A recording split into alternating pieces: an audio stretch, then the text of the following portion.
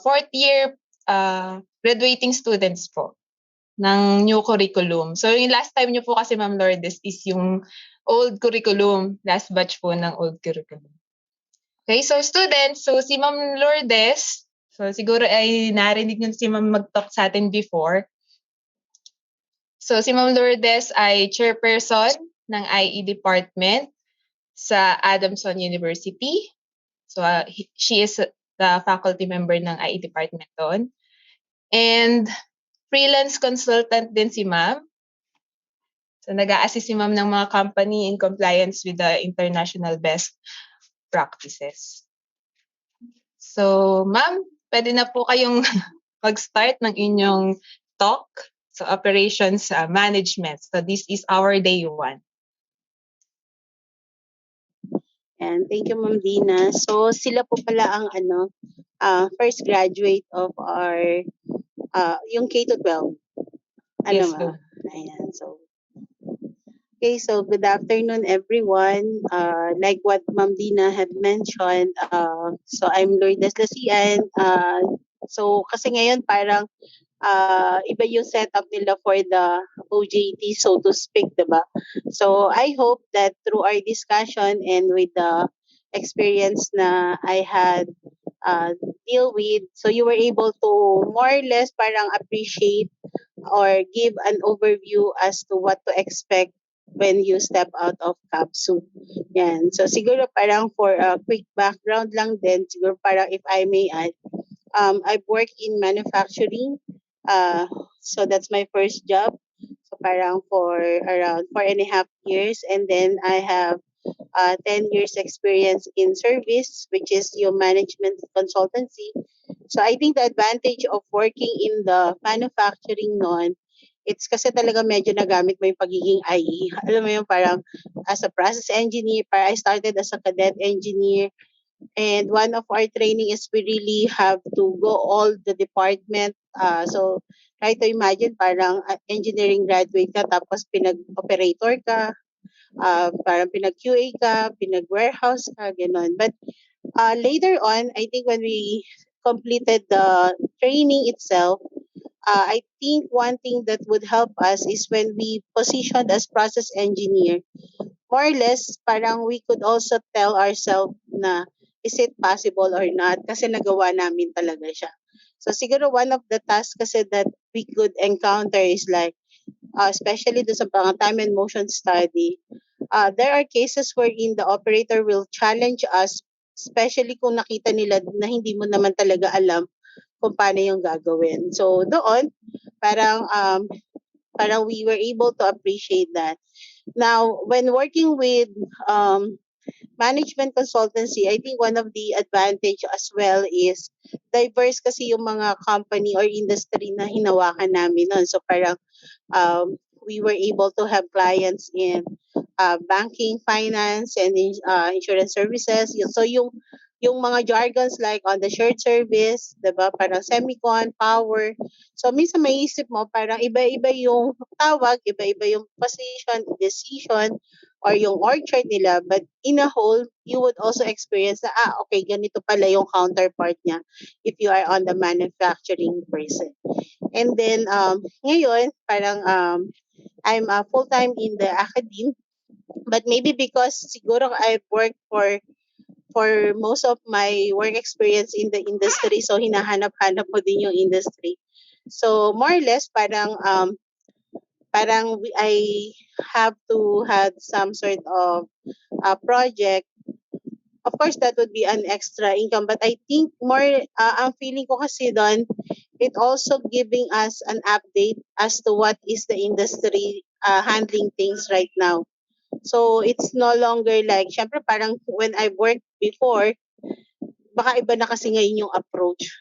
So that's how it goes. And currently, I had one project parang sa hospital naman. So try to imagine, I'm trying to immerse myself dun sa hospital. So minsan kausap mo mga doctor, and when we are having some sort of discussion, it's okay for us to validate or to ask if we don't know. So, minsan sabi nga sa kanila, ma'am, totoo ba yun? Parang pag sa ER, it's not first come, first serve, di ba? It depending on the life-threatening ano nung tao. And then natawa sila kasi sabi ko, kasi parang ganun yung napanood sa K-drama. And true enough, they said, yeah, totoo yun, ma'am. So, di ba, parang those are the things that you were able to learn as well. So, that's how I wanted to appreciate things kasi that would also be additional info or input whenever I do teaching naman doon sa mga estudyante natin. Okay? Yan. So, by the way pala, ma'am, permission to record para we have, Okay po, ma'am. ikaw ba? Para may mabalikan para sila na. Recording in progress. Yan. So, I was tasked to discuss about operations management. It's very diverse right now kasi parang considering the new curriculum, so yung facilities planning natin nun, yung production system natin nun, so ngayon kasi halos pinagsama-sama natin.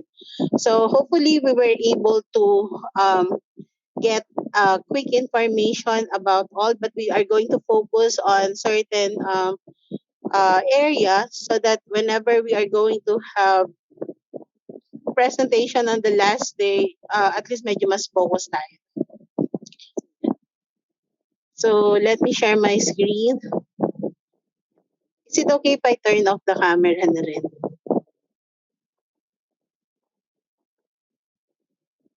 Ako, mga bunso, wala akong mental telepathy ngayon, so dapat sumagot kayo sa... Yes po. Okay, sige. Thank you. Okay lang po, ma'am.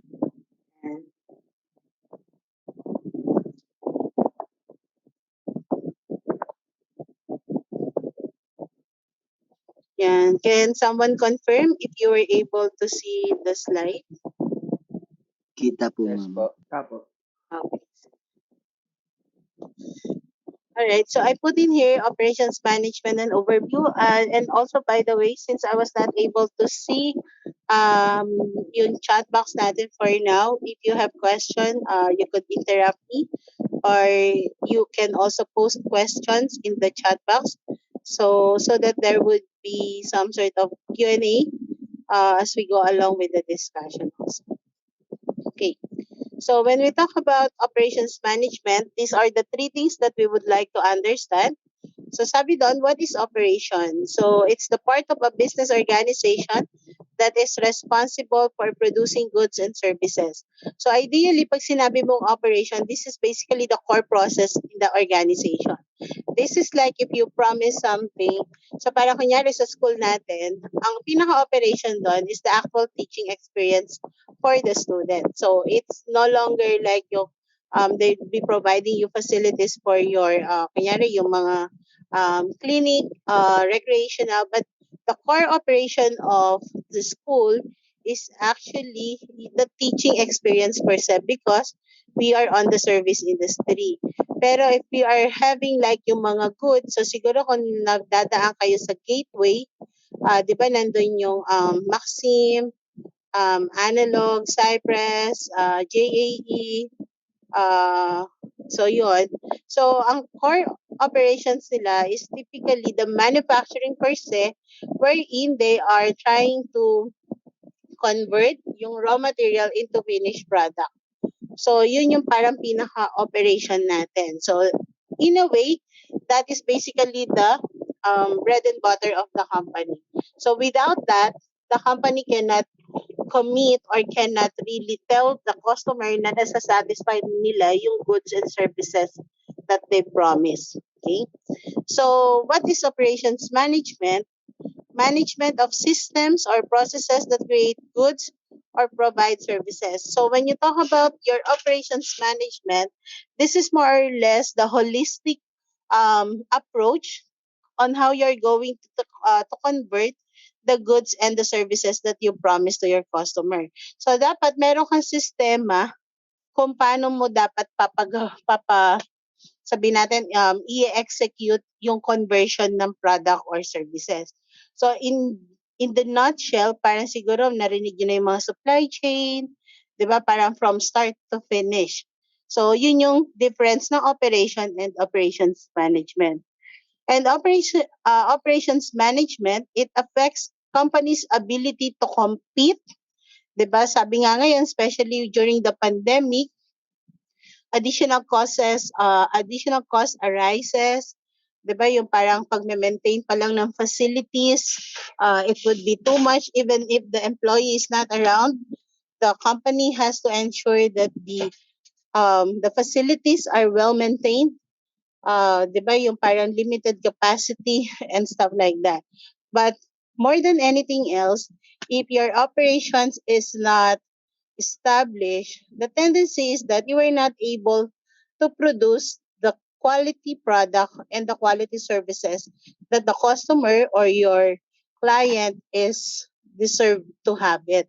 So, syempre, pag hindi ganun kaayos yung um, services or yung paggawa mo ng product mo, it also tells you that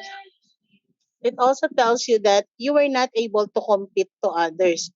So come to think of it, minsan sa atin sa mga school, I'm not sure kung nakaranas kayo ng ini-interview kayo ng mga accreditor, di ba? So, but you are also being asked like, how's the school system? Ano yung experience mo sa school? Because that is one of their avenue to check if the schools are really having some sort of quality service that is being rendered to the students.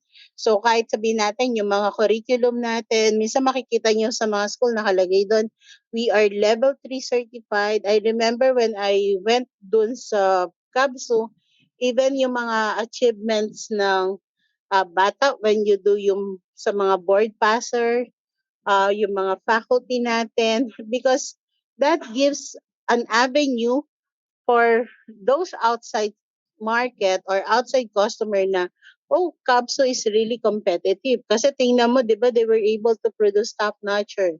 So, ibig sabihin nun, the learning style and the curriculum that was given to the student are very much competitive. Ganun din naman kung nakapunta kayo or napapadaan kayo sa ibang company like yung mga sa EPSA, yung sa FCIE, di ba? So you would see in some of the company, they were telling you that they are ISO 9001 certified, they are ISO 14,000 certified.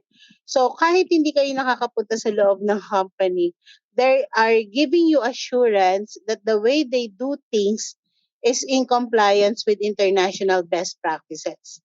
Okay? So, more or less, parang ikaw, kanino ka ngayon kukuha ng product or services mo? Siyempre, dun sa mas kilala na and mas established na in the market. Okay? Nation's ability to compete internationally, especially if we're going to do some sort of exporting yung mga products and services. So we have to make sure that it's basically of good quality, because if that would not happen, ang problem natin is that there is a big chances na baka yung mga company na pag-exportan natin or yung country, they will no longer have repeat business or repeat order to us. And that would entail us na, syempre, baka malugi tayo. Okay? So these are the basic functions of the business organization. So your organization, this is for example your company per se, the name of your company. So meron kang finance, which basically handling all the money matters. Yan. How good your services are, if your money is not well taken care of, baka there are instances wherein parang mabankrupt din tayo or mabankrupt yung company. Okay? One good thing of being an IE, yan. Hindi baka naman sabihin nyo, ma'am, kasi IE kayo, no. But I think sa IE kasi we have our subject, we have an accounting subject, both financial and managerial.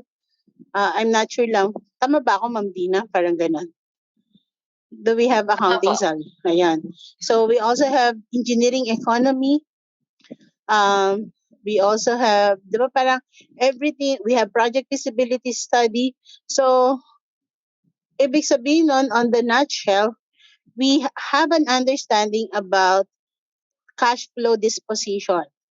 Diba? So, it's no longer like on a business perspective, hindi lang natin alam yung quality or quantity, but also we have an understanding about the financial impact.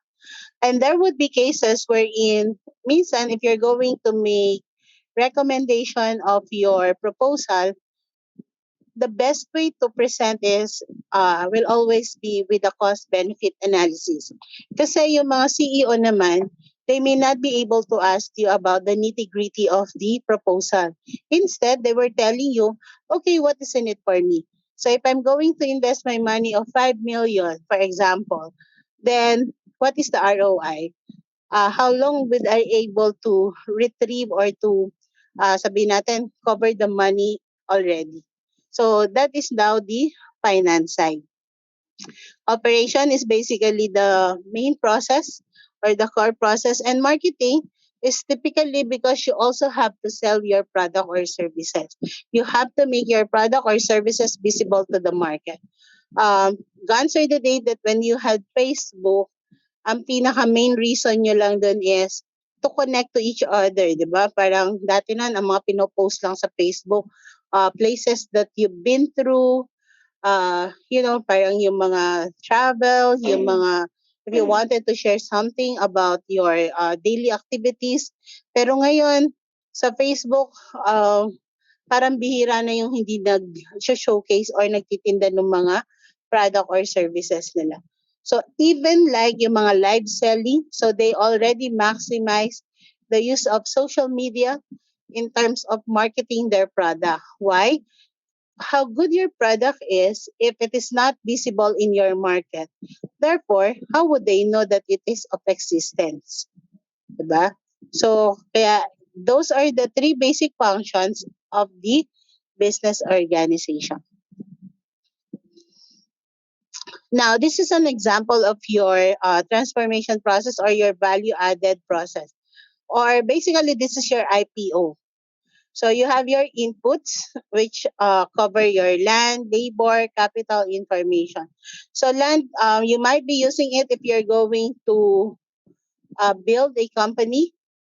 The labor, yan. Di ba sabi nga nila, do you believe that the best asset of the company is their manpower? Do you believe on that? Yes po. Okay. Sige. Sinong hindi naniniwala that the best asset of the company is their people?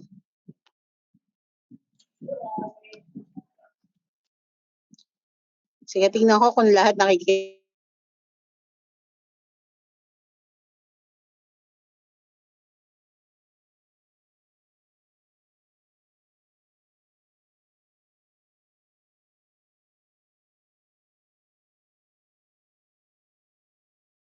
The company is mm,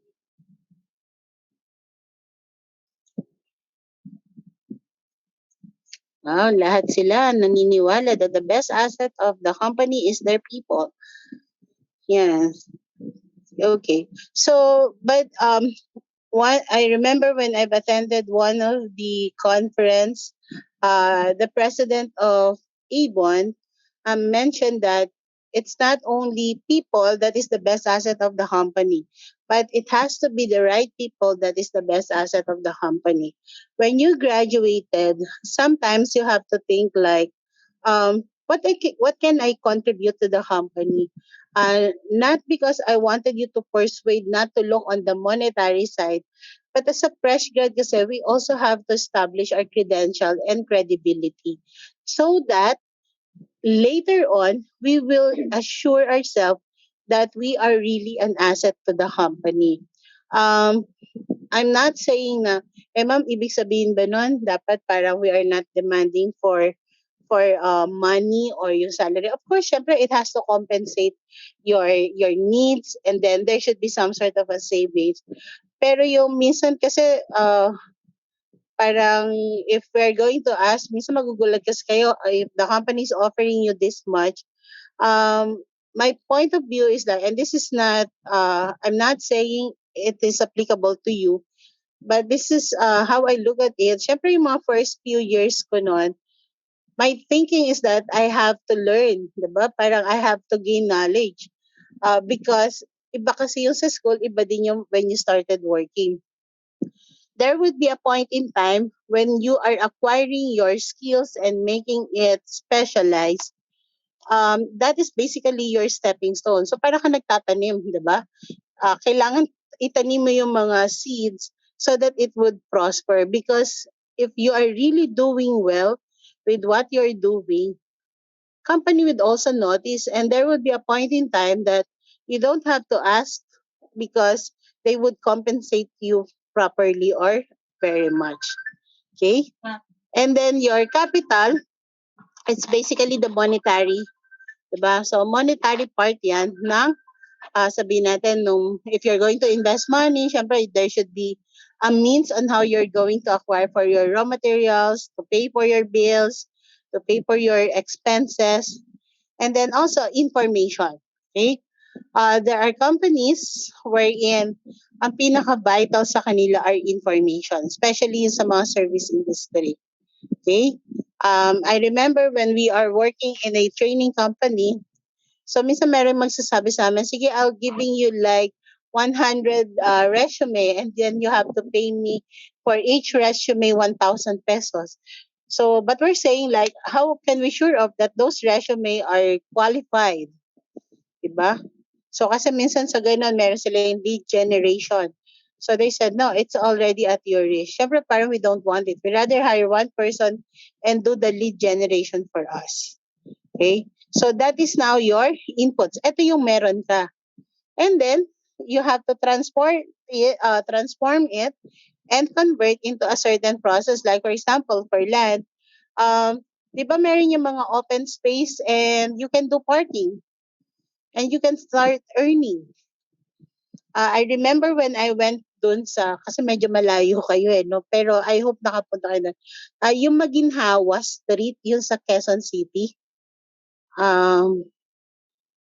Nakapunta na ba kayo dun? Yan, di ba yung sa Maginhawa Street?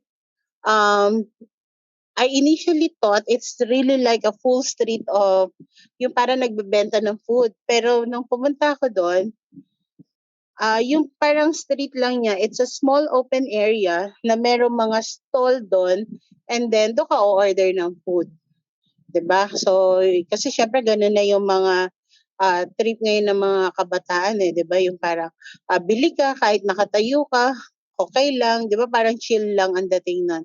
So, if I am the owner of that open area, so come to think of it, magkano kaya yung kinikita ko when catering this stall na they just simply have to render my open space.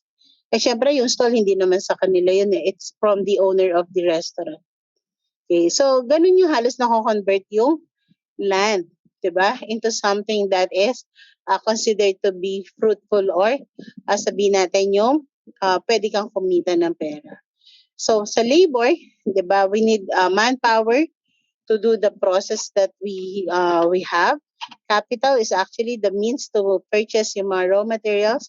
And of course, information that would be very much helpful.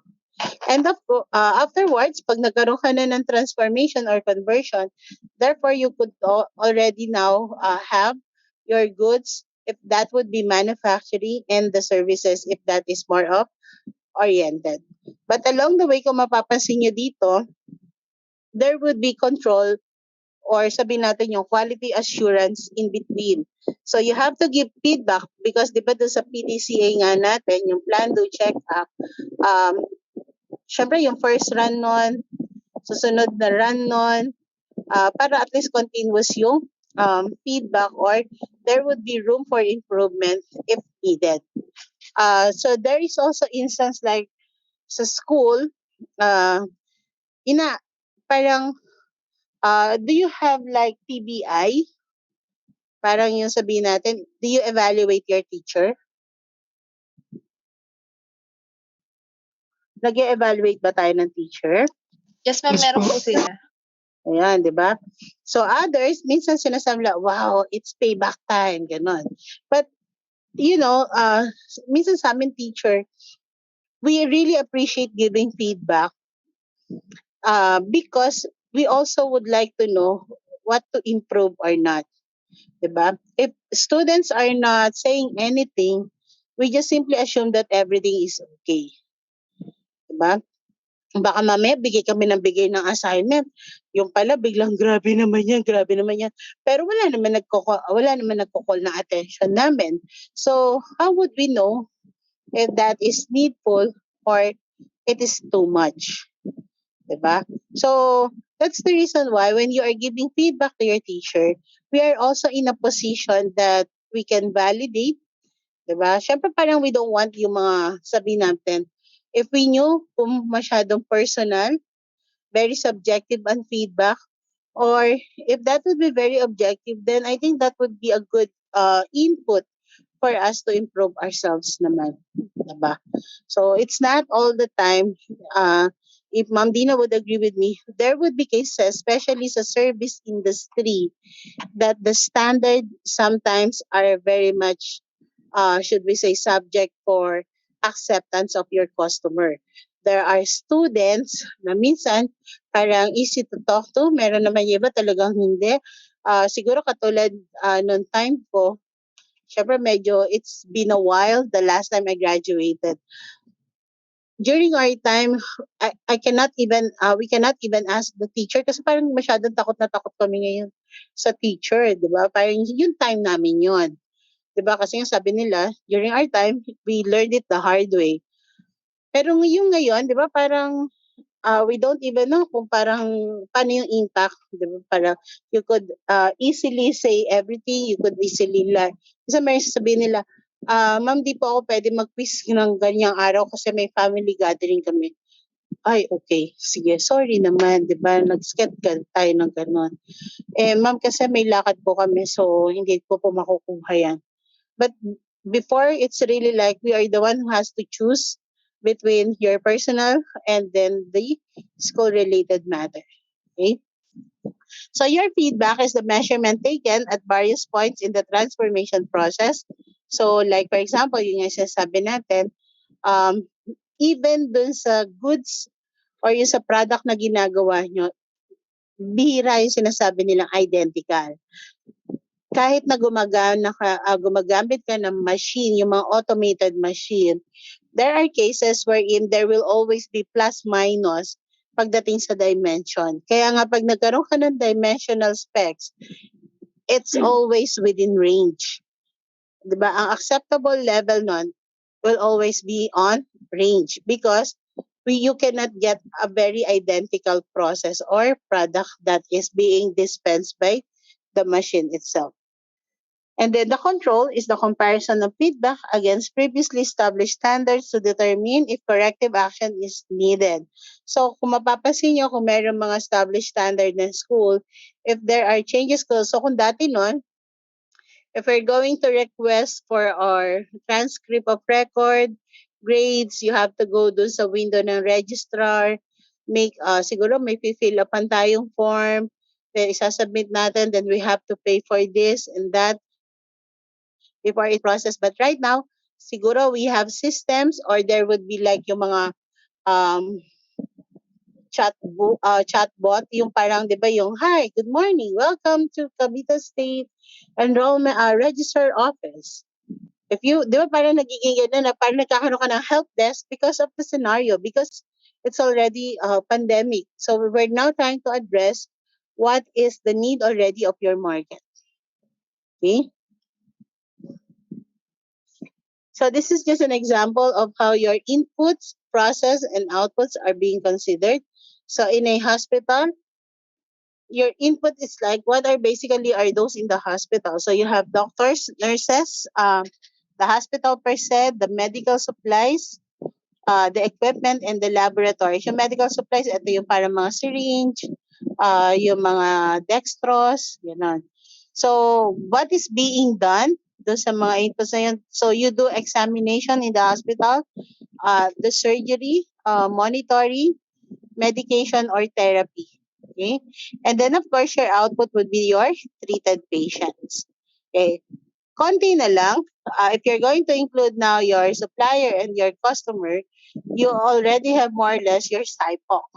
or yung mga, sabihin natin, yung input ng voice of the customer can be incorporated in order for you to enhance your customer, yung mga customer, yung products or services that you have. And reality, you can improve if you understand also what is the need of your customer. So sa school, so ano yung inputs natin? So we have the name of the students, di ba?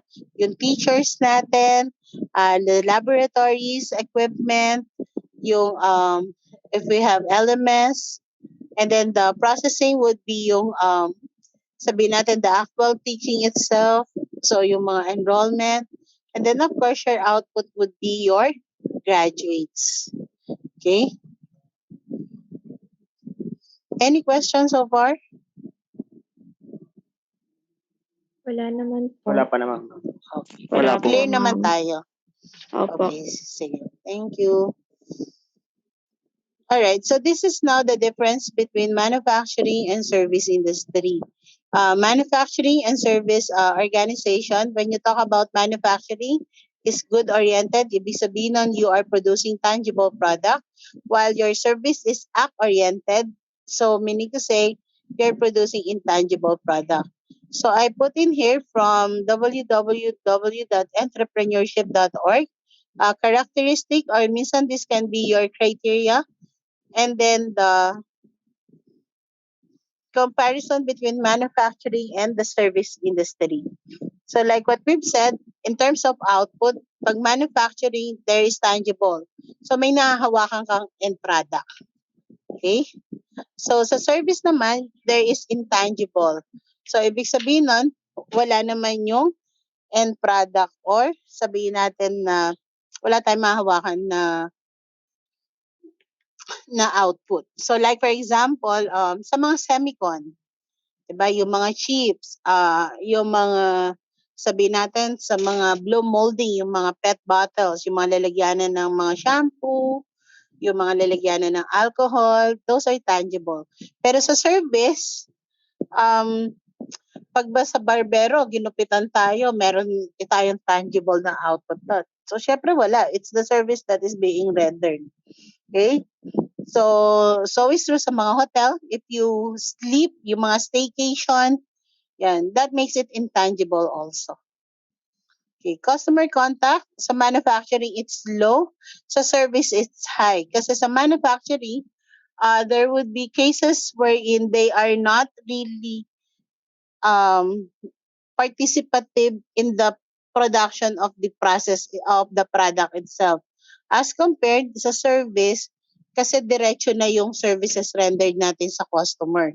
So, ibig sabihin nun, there is no need for a third party or media, parang broker or middleman to render the services that we had. Diretso na agad sa customer natin. Pero sa manufacturing, the only thing that they would touch is actually the end product. But from start up to the actual operation, there are times that our customer is not even aware kung paano natin siya ginagawa talaga.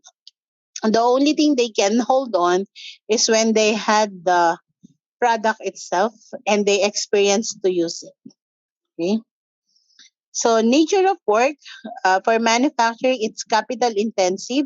While for service, it's labor intensive. Sa manufacturing kasi, syempre you have to purchase land, you have to build a building, you have to buy equipment. So kaya kailangan mo ng capital. Di ba sa feasibility study natin, you cannot start a company not unless you don't have that project cost. And piso lang ang mawala doon, ibig sabihin nun, there would be a portion on your feasibility study that would really not materialize per se. Okay? While in service industry, ito yung sabihin natin, labor intensive because you have to make sure that you were able to perform the task itself. So katulad nung kunyari, yung mga, di ba nauso ngayon yung kung mapapansin nyo, yung mga naglilinis ng bahay, yung mga talagang yung sulok-sulok, nililinis nila, ini-sprayan nila, disinfect nila. Di ba minsan meron yung mga kasi parang yung iba nun binabacuum talaga nila nun para talagang sobrang malinis. So they need people kasi syempre pwede naman yung they have to render the services first, and once they got the payment, that's the time they can be paid as well. Pero doon kailangan mo mas maraming tao yung gagawa nun. Okay. Uniformity of output sa manufacturing, it's high because you have standardized process, and at the same time, especially if you're using machine, yung mga automatic, yung mga kung mapapansin nyo yung naka-conveyor. So siguro kung nag-field trip kayo sa gardenia, actually kahit kayo mag-field trip, kasi minsan kino-commercial naman ng gardenia yon. Di ba makikita nyo sila highly state-of-the-art facilities. So pag nag-start yan, minsan antay mo na lang sa dulo, gawa na yan. So more or less, kahit meron lang minimal, pero taas ang possibility that pare-pareho yung output na binibigay no machine. Okay? While sa service, it's low. So, I'm sure you have your favorite parang sa parlor, yung meron kang favorite na nagugupit sa iyo ng buhok, meron kang favorite na manicure, pedicure, or even yung mga massage. Kasi you go with the quality or yung para sabihin mo ng you're comfortable dealing with them. So kaya in a way, there would be instances wherein kahit sa simpleng ano na lang, di ba may karinderya sa sa labas ng Kabso nun? Di ba meron? Karinderya nun. And minsan mapapansin nyo ba na bakit parang dati no masarap yung luto, bakit ngayon parang medyo hindi ganun masarap? So siguro baka nagluto nito yung isa, hindi yung isa. Diba? I myself personally sa bahay, minsan I have my favorite. So parang minsan alam ko pag hindi nanay ko nagluto ng ulam, kasi parang parang hindi ganito yung lasa na gusto ko. Diba? So ganun din naman sa services na ino-offer natin. Kaya yung uniformity of output is different because minsan different yung mga tao na gumagawa. Okay? Yes, Jackie, you have question. Yes, but I don't understand how uniformity of output is higher in manufacturing than in servicing. So I don't. Because when you talk about uniformity of output, is you have to ensure that the one that you're giving to your customer is actually of the same or identical as much as possible. So the reason why in manufacturing it's high, meaning to say there is a big possibility that the output is the same in manufacturing because your output is being processed by a machine, wherein when you simply encode what would be the parameters in the machine, and especially if the machine don't have any idle time, then you can ensure that the output is most probably the same as compared to sabihin natin for the service. So in that instance, there is a low possibility that it's manually produced in the manufacturing company. Because in manufacturing, you're going to use like machinery, you're going to have some sort of, and especially if it's automatic, you don't have any control. People don't have much influence in terms of the output because it's the machine that will dictate what would be the output itself. That makes it as high in terms of uniformity of output for manufacturing. While for service, because they are more labor intensive, so there is a huge possibility that the service or the output of one person will not be the same as to the other person. Okay, so that makes it low, meaning to say it's impossible or it's very rare that the output being rendered in the service industry is typically the same. Yeah. I got it po. Sorry? I get po. Ayan. Okay, thank you. Okay. Are you foreigner ba?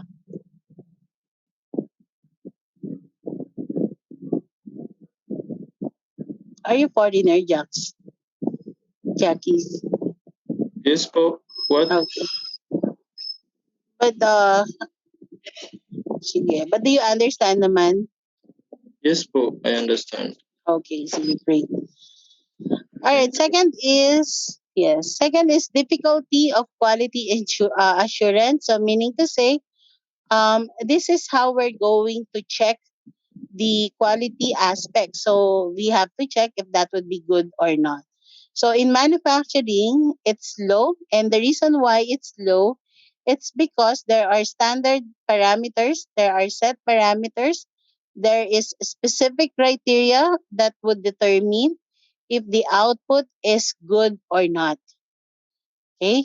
So for example, if that would be dimensional, you have like some sort of measuring tools such as caliper that you could use and measure if the output is being within the set parameters or not. That makes it low, or it's not a problem in manufacturing to check the quality assurance. But in the service industry, it was noted that there is a high difficulty, or it's difficult to measure quality assurance because it's labor intensive. And there are cases, diba, parang, you could agree with me na minsan, hold on na. Yeah.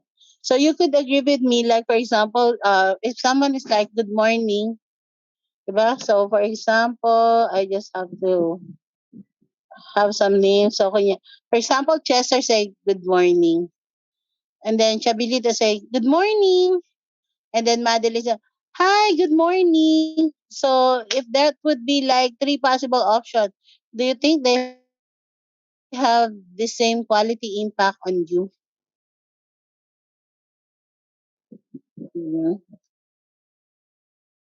So that makes it now different, or it is high, or it is difficult to measure quality assurance in the service industry, because depending on the person, that would determine if whatever is being given to you in terms of the service is acceptable to you or not.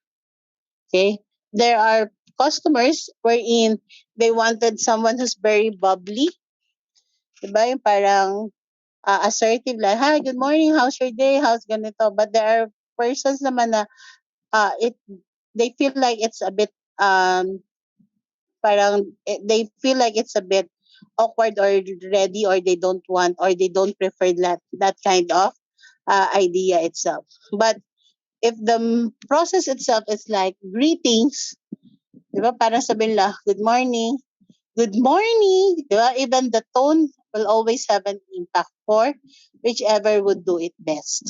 Okay. And lastly, we have the measurement of performance. Ayan. For manufacturing, it's easy because if they are conformance with the quality standard or the quality requested by the client or their customer, therefore, they would say that the output is basically good or acceptable to the customer.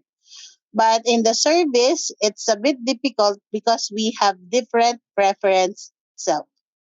So kahit tayo din, we as individual, we have our own para sabihin natin, we have our own preference whenever we said this is acceptable or not.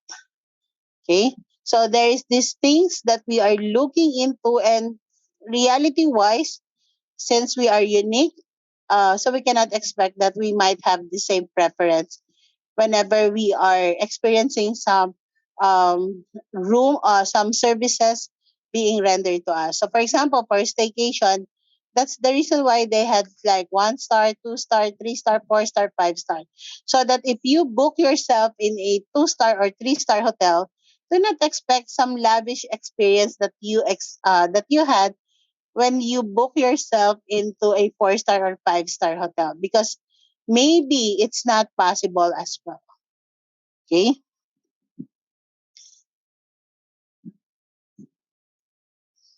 So managing services is a challenge Okay, because jobs in service are often less structured than in manufacturing. Even if there would be some sort of a script or yung sabihin nilang mga skill. So there are, why don't you try minsan you call for a customer service, ba, good morning, mabuhay, may ganun pa. So, but if you're really talking to the person, therefore anything under the sun, then you could feel that if they are sincere or not. And then customer contact is generally much higher in service compared to manufacturing, um, because they are very observant also on your body language.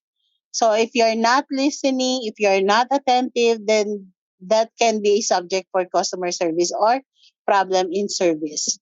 And in many services, workers' skills level are low compared to those in manufacturing employees. Services are adding many new worker in low skill entry level position because they are basically the one who's doing the legwork. And employee turnover is high in service, especially in low skill job.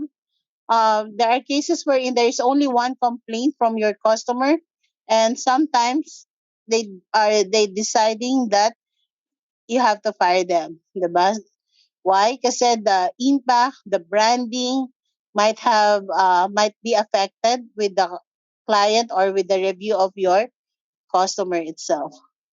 And input variability tends to be higher in many service environment than in manufacturing. So when you talk about variability, these are most probably not uniform, or it is to be nothing. It depends.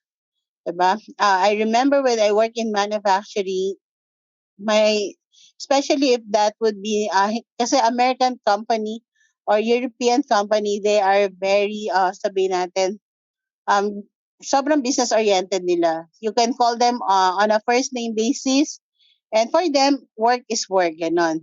But if you are having if the company that you're going to work with are more or less like a Filipino owned company and stuff like that, they are more on family orientation. So there are instances wherein I'm helping one company for their, parang best practices and stuff. So I was telling the point persons like, are your employee that qualified, or it's like rose from the ground? Ibig sabihin nun, they might start as a entry level, and yet because they are so tenured that they had the position for manager or supervisor. And then she said, yes, ma'am, ganon. So I said, are they equipped through training? Because if not, then we cannot expect so much. So I was asking them, well, if you're going to have fresh blood or, totally new to the company, would it be okay? So one of their hesitation is because those people are serving the company already for quite a while. So they are hesitated to change them because they feel like they are family already. So there would be instances like that. And then service performance can be adversely affected by many factors outside the manager's control, because there are instances wherein it always depends on the customer perception. Okay? And if you've noticed, minsan meron yung mga company na meron sila yung employee of the month. So it depends on the review, it depends on the performance appraisal or feedback also of the client or the customers they've encountered. Okay, so these are basically the scope of operations management. The operation function include many interrelated activities. So such as you do your forecasting. Yeah. So and this is more related to your production planning and inventory control if you're going to be a planner. Capacity planning also. Yeah, because as much as we said that all the manufacturing or all the machines are in good condition, there would be cases wherein the machine needs to undergo preventive maintenance schedule, or should we say, what if there is a breakdown and you were not able to maximize all the machines? What are you going to do about it? Diba? And then you also have scheduling. Yan. Scheduling, meaning to say if you're going to do your production schedule, which should go first and which should not, which one should not come, or it can be left behind based on your delivery schedule. You also have to manage your inventories because in your inventories would be always a concern in manufacturing company. You cannot have so much inventory because your money is not moving, so it become more or less not earning. And then of course assuring your quality, and then motivating employees since we wanted to bring out the best in them. And then also you have to decide where to locate facilities, and then more. So if you've noticed, yung deciding where to locate your facilities, these are basically the facilities planning before. So like for example, you have to measure the distance traveled, the time consumed. Siguro in your feasibility study, you have like the spaghetti flow when you make your layout, like what is the entrance and then the exit, how would the employee would work around that. Yan. And then assuring quality would be your IQC, and then the rest would be more on your production system and inventory control. So try to imagine that all these topics are now being discussed in one subject alone. Hmm. So types of operations, goods, the operation would be like, for example, goods producing. An example of that would be farming because of the, yung sabihin natin, yung mga rice, yung crop, the mining, construction, manufacturing, and power generation. Storage and transportation, like for example, ito yung mga logistics. So you have warehousing. You just simply have to provide a space for them, and then it can be converted already into a generating profit. If you heard the news, di ba yung parang nephew ni Henry C, di ba? SM is basically like, SM is actually earning because of the payment of its concessionaire, di ba? When you go to SM, most of the stall in there are not SM brand. So they're simply putting their store in there and they're paying SM to accommodate them. And at the same time, there's also a lot in terms of their, sabihin natin, yung parking. So I think what the nephew of Henry C is they also provide company wherein they are only providing space. So yung mga storage, especially if you're, for example, you're traveling and you need just space wherein you have to put your stuff in there, para mga locker room. So, syempre, depending on the size, that also depends the price itself. Okay? Then you also have your transportation. Yan. So you have taxis, buses, hotels, airlines. Actually, right now, di ba, especially pandemic, you have a lot of um, yung mga delivery, mga online. Exchange is retailing, wholesaling, financial advising, renting or leasing, and entertainment, and then the communication. So these are typically some types of operation that you might encounter and you can be part of when you step out of the university. So it depends on your interest as to what types of operation you wanted to explore, and then you could do that. So baka syempre sabihin natin, ma'am, what would be our possible work in communication? If you've noticed kasi, they have like segment producer, they have researcher, they have this one. So you could also do that one.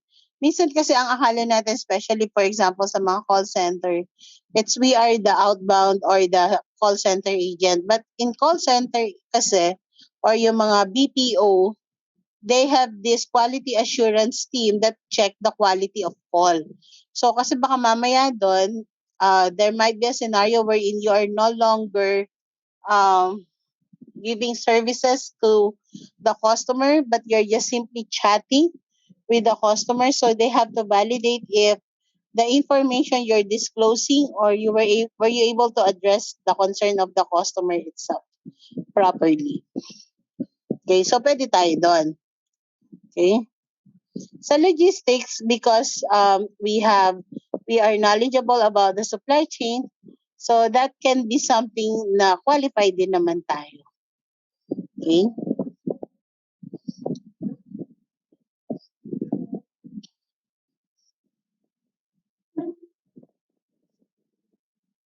Any questions so far?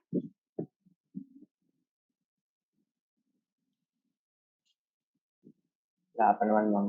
Wala po. Wala po, ma'am. Okay. Wala naman po. Sige. So this is now the role of operations manager. So operations function consists of all activities directly related to producing goods or providing services. So a primary function of the operations manager is to guide the system by decision making. So you have system design decision and system operation decision. So titingnan natin what covers the design decision and the operation decision. Okay. So when we talk about system design decision, this include capacity.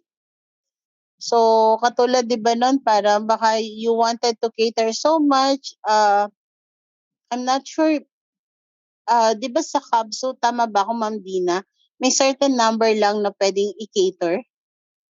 Yes So, po, ma'am. 'di ba kunyari sabihin natin, we can only cater 100 students. So, kaya yung mga first 100 lang yung ma-accommodate. It's because as much as we wanted to cater everyone, our capacity cannot answer that or cannot support that already. Baka it turned out, if you exceeded with that number, 'di ba, you might not have room uh, to have your classes. You might not even have teachers to attend to your classes. And that is now your capacity.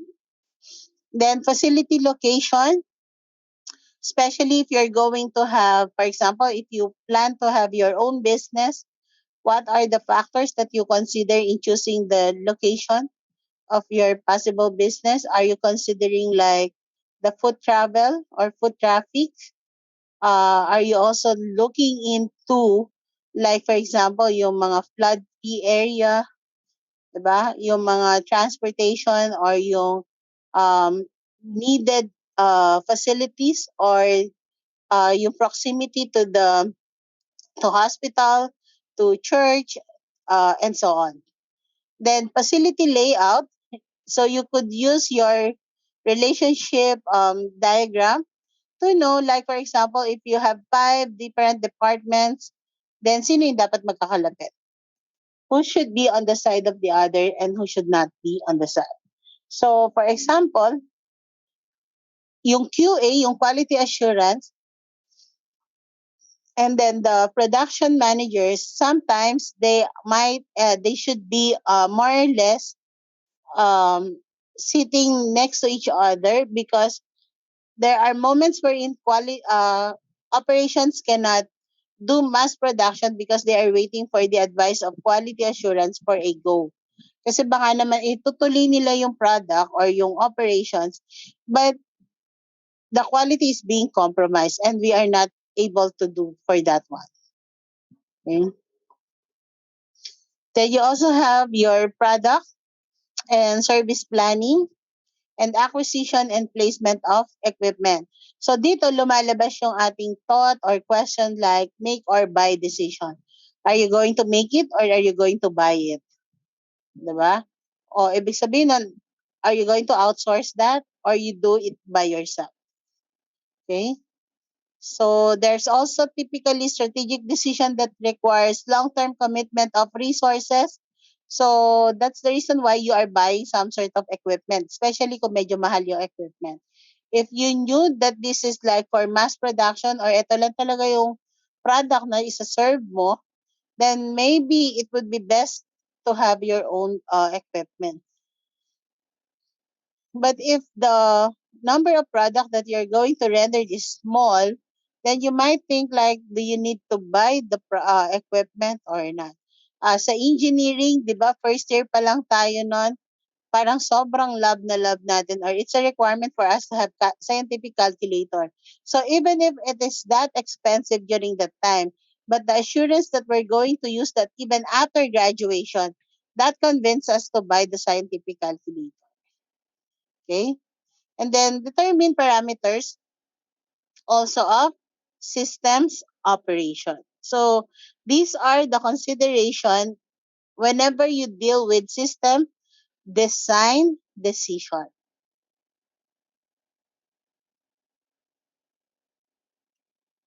Okay. Ma'am, can we have like kahit 3 minutes biological break? Would Yes that po, be ma'am. okay? Yes po. Sige. So let's resume by 6:10. Sige, wait lang po.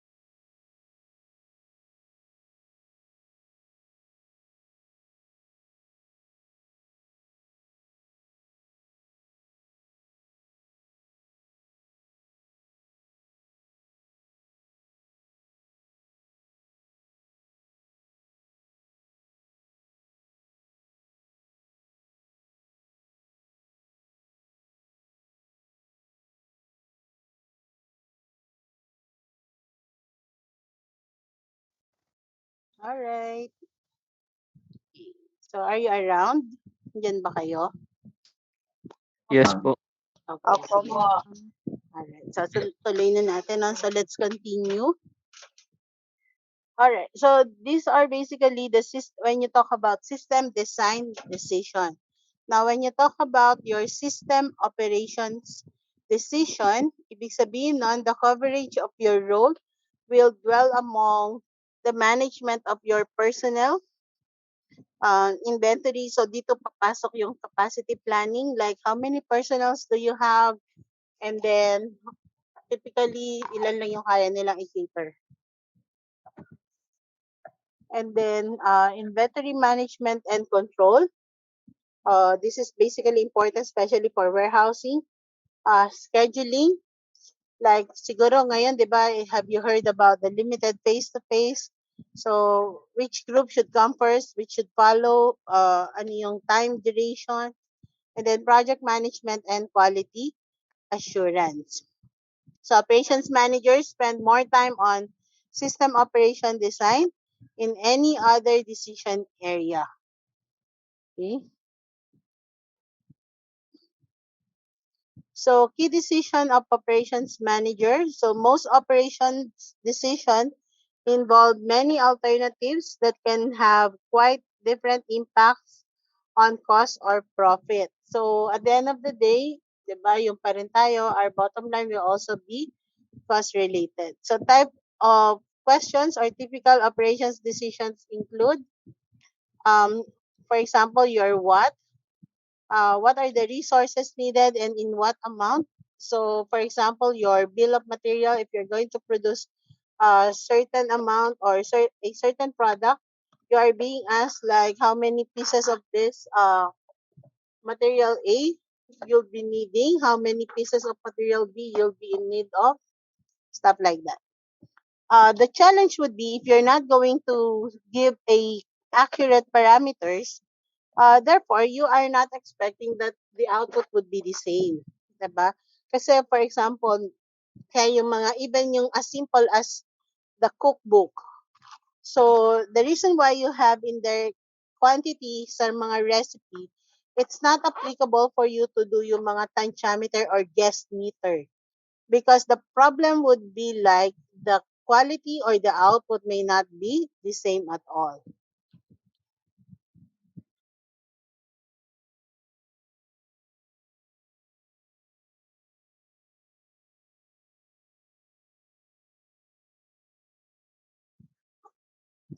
Now, when you have the question when, this is when will each resources be needed, when should the work be scheduled, when should material and other supplies be ordered. So, especially in order for you to eliminate the possibility of stock out, diba, yung mga out of stock, sa manufacturing, during our times, that is the most lame excuses that you're going to have. Kasi dapat may monitoring or there should be monitoring from the warehouse itself. And if there would be a critical or not within the safety stocks limit, therefore, an order should be placed already. And then where will the work be done? And then how will the product or services be designed? How will the work be done and how will resources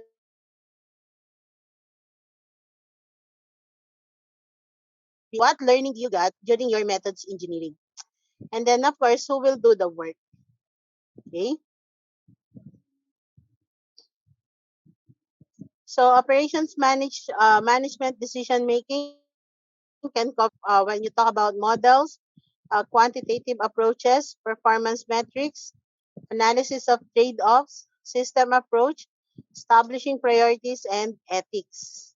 So when you talk about modeling, it's a key tool used by all decision makers. So model is an abstraction of reality, a simplification of something. Even I myself, whenever they are asking me like, 'di ba parang they are just trying to tell me how their products would work. Sometimes our imagination cannot even really get what they wanted to share or what they wanted to tell about us. So a model would be helpful for us to understand what they wanted to imply or how their products or services may basically work, so that we have an idea as to what is really going on. You know?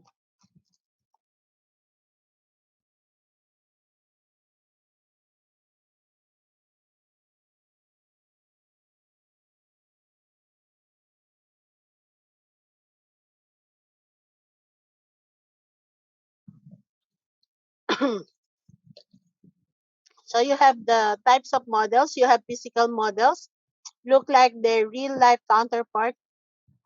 Um, were you able to to chance, siguro kahit nung hindi pandemic, yung parang you were able to go to the mall, tapos may mga nagbebenta ng mga condominium. Diba meron sila yung parang mataas na building din, yung parang prototype nila. So sasabihin nila, okay, this is how the condominium looks like. And there are times wherein that you can do simulation na if you press, if you've seen in here, kung gusto mo na may ilaw, ganito. Kung gusto mo na may ganito, ganyan. So nakakita na ba tayo nun? By any chance?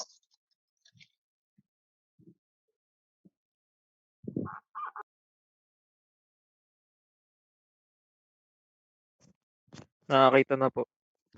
Okay. So if you are the possible buyer, were you able to have an understanding or were you able to appreciate uh, the property that they are trying to sell to you? Kahit di ba yun sa mga possible subdivision, meron sila laging showroom or meron sila yung parang sample ng unit model. Okay? And then when you talk about schematic models, these look less like their real life counterpart than physical model. So ito yung parang hindi naman talaga, parang it can be in a form of drawings.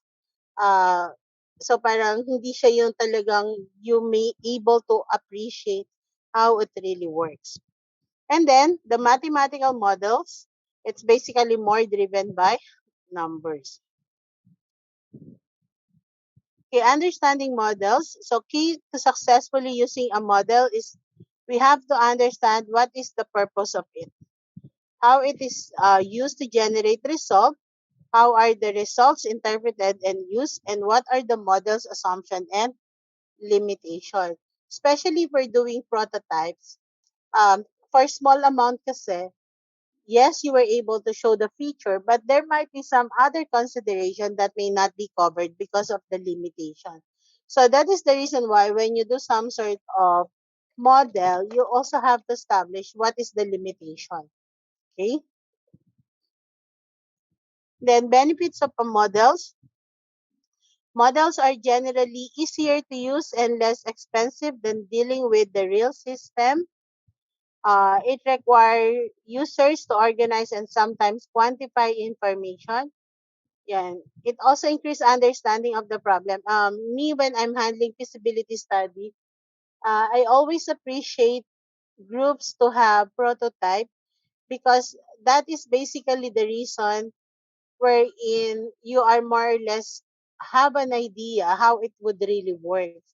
Minsan kasi with the way they are trying to explain things, may not be the one that they are saying or they wanted to imply. So that's where the confusion can coming in. And then, di ba, parang it would be easier for us to appreciate if we were able to have the look and feel of the system or the product or the services that we have. And then enable managers to analyze what if questions. Diba? So, what if, siguro kahit yung mga pagsagot natin sa GDocs, yung sa mga survey questionnaire, so type, when you click yes, what will happen? When you click no, what will happen? So, what if I am not part of this? What will happen also? Mag-auto-save ba siya? Would it be submitted already? And so on.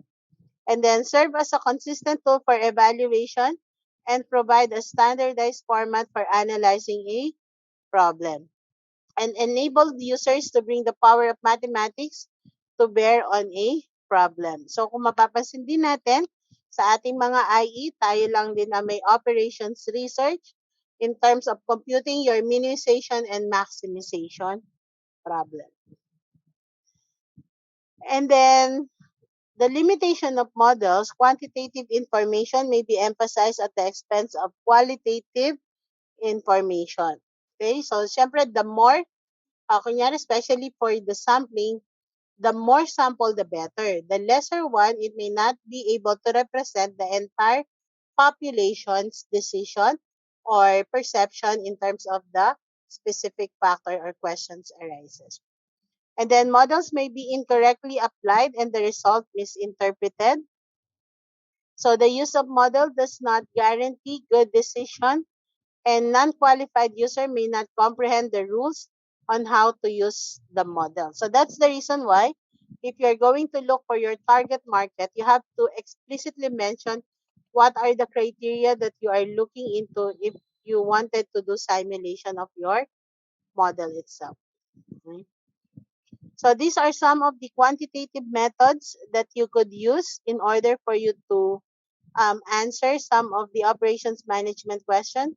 So you have your linear programming, queuing techniques, inventory model, project model, forecasting technique, and statistical model. So they are saying that when we are using quantitative methodology, we were able to address mostly the problem correctly because our decision now are based on factual data. So we're using hard data or ibig sabihin nun, historical data as a supplemental or as a basis for our decision making. Yan. You also have your metrics and trade-off, performance metrics. All managers use metrics to manage and control operation. So this can be used for profit, cost, productivity, and forecast accuracy. So everything is now being covered. So pag operations manager ka, you're not only focused on the quantity itself, but also on the quality and also yung profit and cost na it might be incurring. As simple as, are you going to hire new people or you're simply going to render overtime for your employee? Okay?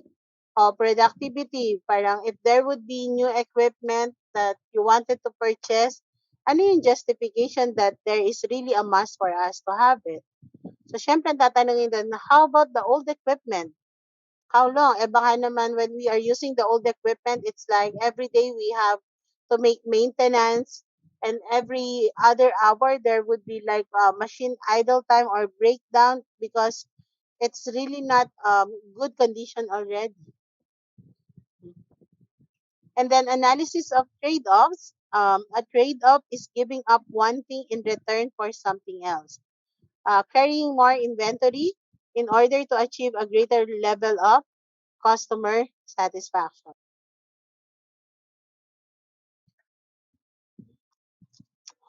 If I may share, minsan kasi we have certain decision, especially if you're on the management level, that other people may not be able to understand. Right? So I remember there is this one instance where, in, for example, when we are in the service industry before, we might be able to run a program or a training and yet we don't have profit at all. But the reason why we push through with that is because most of the attendees in that training are on the decision maker already. So it's our opportunity also to convert that to other possible projects. Diba? So even if when we run the training, we may not be incurring income, it's okay because we are looking on the other side that when we do this, when we meet this decision maker, we can create or we can stir up another possible project and we can lay down our proposal already to them. As compared if we are trying to get appointment just simply to talk to them.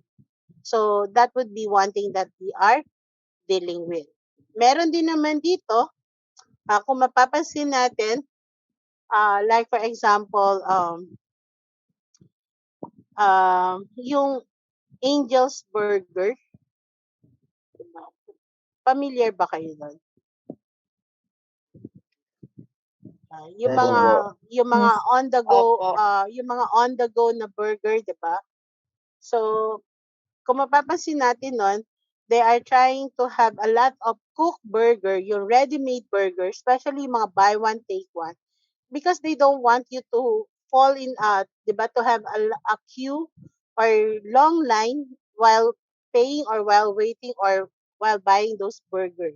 Pero minsan papansinin din natin nun sa kanila nun, 'di ba? Yung buy one take one nun, I don't know, I've just noticed it. I love Angel's Burger. Baka sabihin niyo, hindi ko gusto yan na. Actually, gusto ko rin naman siya. Pero dati lang talagang ramdam mo, kita labas na yung patis nila, di ba? Ganun kalaki. Pero during that time, so iisipin nila, because there's a lot of people who wanted to buy that. But sometimes, parang feeling nila it's not enough to have one burger alone.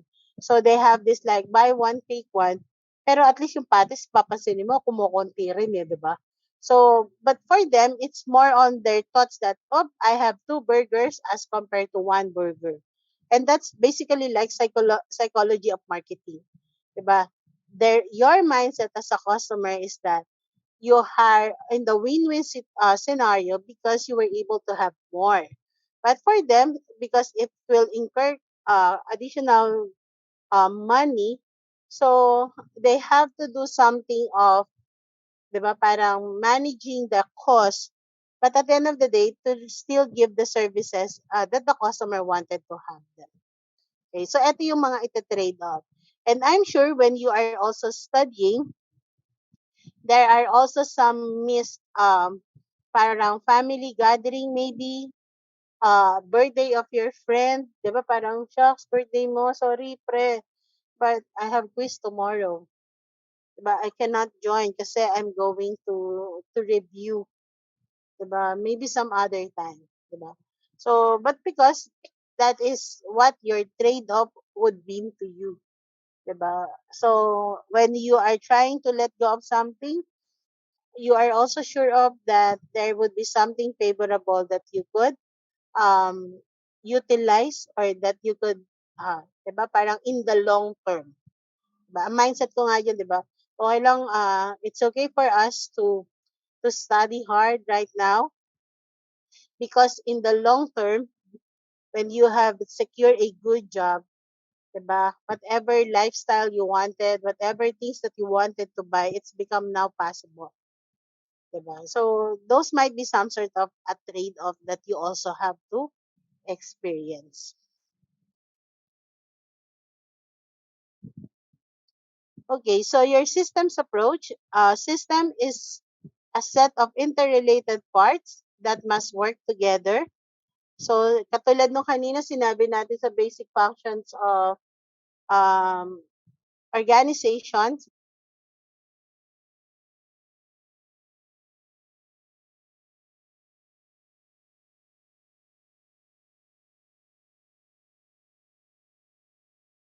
so like for example, marketing will start the process. They have to sell. They have to be with the customer. They have to place order. And then once the order comes in, finance should ensure that all resources should be available so that the operation can satisfy the need of their customer.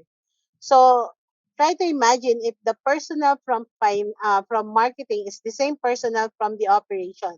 It's not possible. Why? Because there would be some sort of idle time or 'di ba parang if marketing will stop because they are going to do sabihin natin the operation itself, there would be no continuity in terms of your operation. So, dapat continuous din yung pagsasell ng product and services ninyo. So, when we are basically sa industry non, our boss typically they are mad whenever we are in the office. So, ang sabi niya nun, because we are more client-facing, we have to be out and look for customer 4 days a week. So, we're only allowed to be in the office for one day, and that's the time And that's the time basically we are doing some of our admin work. So we're going to do proposal, we're going to have parang setting up appointments again. Pero the rest of the 4 days, you have to deal with the client because you have to generate pipeline. Diba? So parang ganun din naman sa marketing natin at operation. If marketing will stop selling, then maybe the operation will also stop doing things or sila sa serve nilang order. Okay? And then the system approach, it emphasizes interrelationship among subsystem. Main theme is that the whole is greater than the sum of its part, and the output and objective of the organization take precedence over those of any one subsystem. So the next one is establishing priorities. Certain issues or items are more important than others. Yan. This is one of the challenge that you have. There would be a point in time, especially if you are a decision maker, you have to set priorities. You have to know which is important and not. And you could use like the Pareto rule, the 80-20 rule, where 80% of the problem are caused by 20% of its activity. So yung mga vital few, trivial many, you could also use comparison based on the cost incurred, ano yung mas may maapektuhan. So katulad yan, 'di ba, parang like what I mentioned earlier, sa hospital, especially sa ER, they are not on a first come first serve basis. They are treating patient depending on the life-threatening scenario of the patient. Diba? So if you could still hold on for like another 30 minutes and there is this one patient who's about to end or expire, then maybe they are going to attend that first before you. So hindi siya yung katulad na sasabihin niya na, I'm the first one who come here, so we should be the first one to strategize or so. So it's not like that. So dito din, your 80-20 rules, if you are maybe working in a manufacturing company, you can list down all the activities or all the possible defects, and then you choose which among the defects would contribute to the 80% of the possible income. Okay? They have this perception na if you're going to sell condo, your commission is higher as compared if you're going to sell a small time. You have to sell a lot or more quantity in order for you to ensure that you were able to get more money as well. Okay? So it depends on your priority. So for example, you as a manager, or which one should go first? Is it the quality or the quantity? Okay, diba? Is it the customer experience or is it the profit? Okay.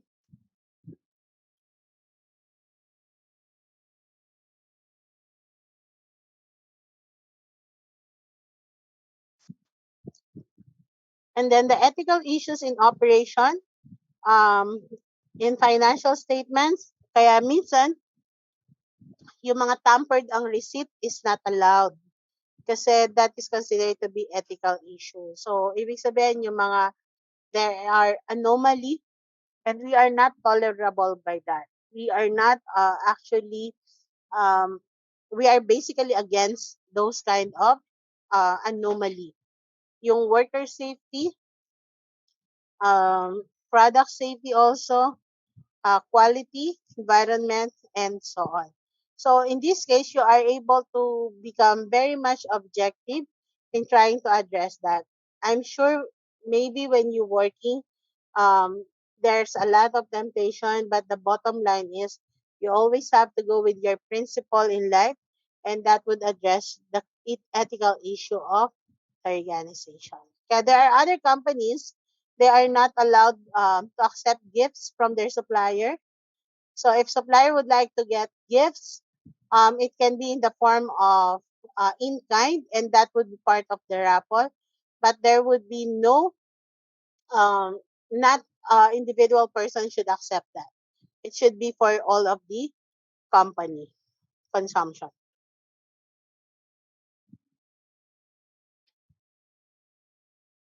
So I think na doble lang. Yeah, so this is are basically some of the key trends and issues in business. So right now we were able to maximize a lot of internet. e-business and e-commerce. So everything is done online. Everything can be happened in the use of internet, management of technology, and this would also address globalization. So, di ba yung sinasabi lang, ASEAN integration, so that's part of globalization as well.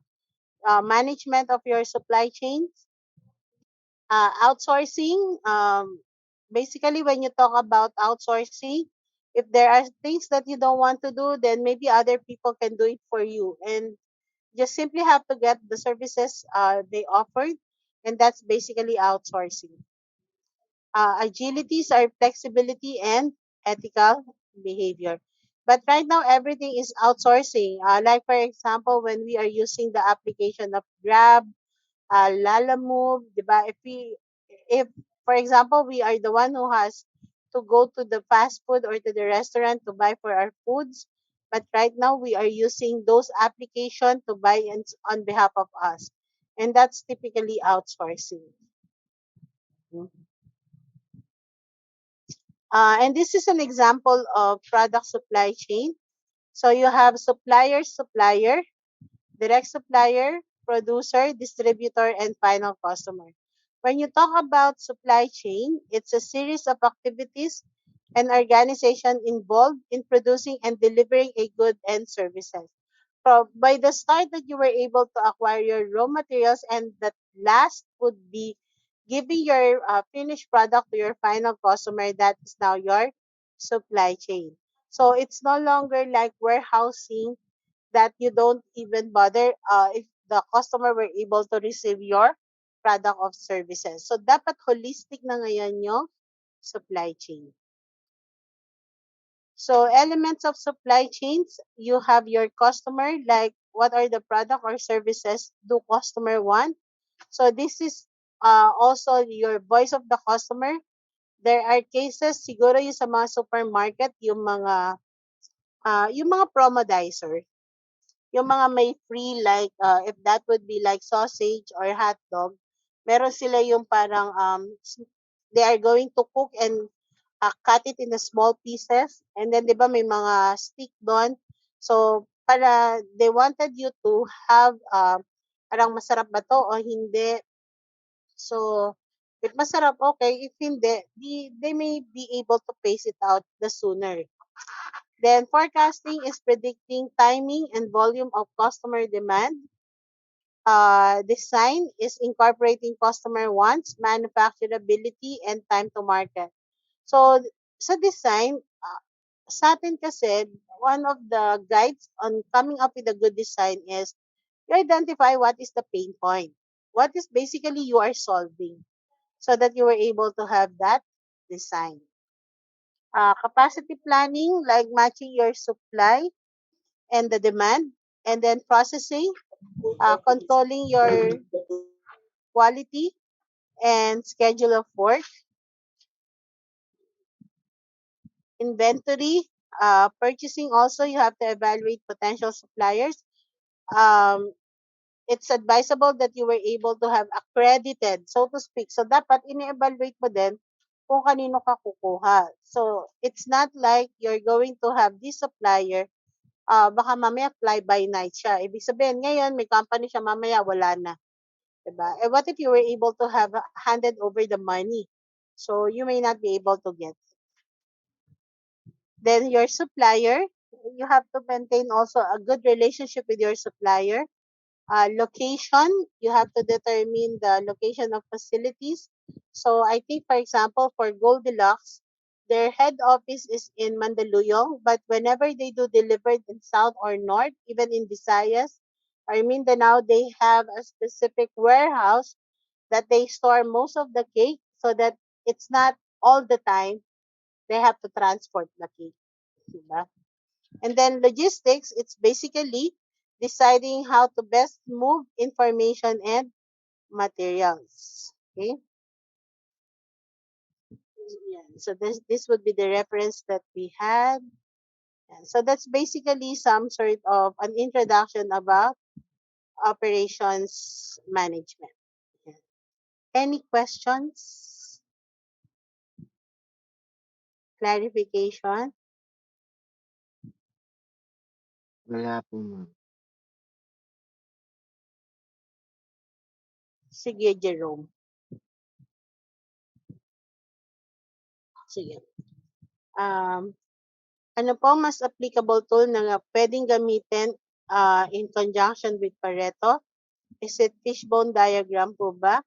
YY analysis or correlation and regression? Okay. When you're doing Pareto analysis, it helps you to have an idea kung ano kasi yung mga parang which one you have to prioritize first. If you're going to ask me, depending on the maturity of the company, that you're going to use fishbone diagram or YY analysis. If you're not that confident to go with fishbone diagram, and if it is like your first time to do a root cause analysis, I would advise that you go first with YY analysis. Kasi just simply asking you like, why, di ba? Parang 5 times to keep on asking, why, in order for you to achieve your, sabihin natin yung pinaka-root cause analysis mo.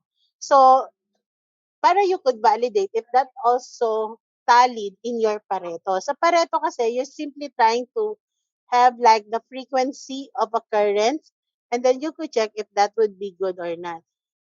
Correlation and regression kasi, hindi kasi siya sa ganon. Sa correlation kasi, you are trying to check if one variable will have an impact because of other variables also. Pero kasi sa Pareto, that is more or less helping you address or trying to go for the root cause analysis. So, gamitin mo yung mga root cause analysis. Pero yun nga, depending on maturity of the person who's going to deal with it, if they are not that experienced or exposed to that, you go with the simplest one, which is basically the YY analysis. And once you are a bit okay or sabihin natin ready for that na, then you go with the sabihin natin yung cause and effect or yung fishbone diagram. And then, yung Pareto, pwede mong i-validate. If whatever will be the result on your root cause analysis is also the same one in your Pareto analysis.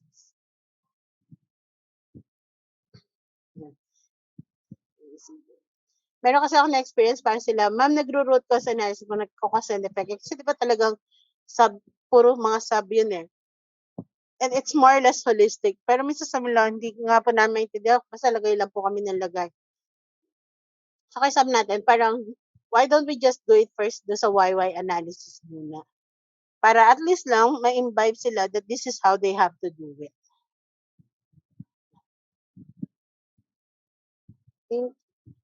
Any other questions?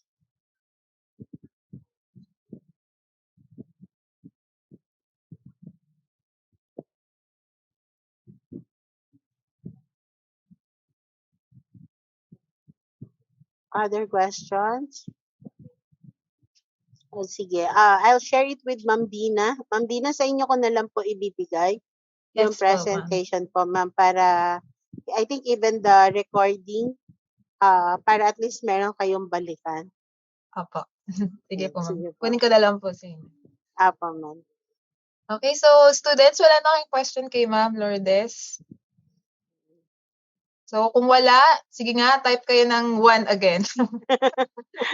Bibilangin namin kung wala nga. Ayan, Tama ako, yan, dami, ma'am. ma'am. Dami, Oo, ma'am. ma'am. Wala na silang tanong. So, yun, ma'am. Ma'am Lourdes, thank you very much po for an informative talk about operations management. So, day 1 pa lang.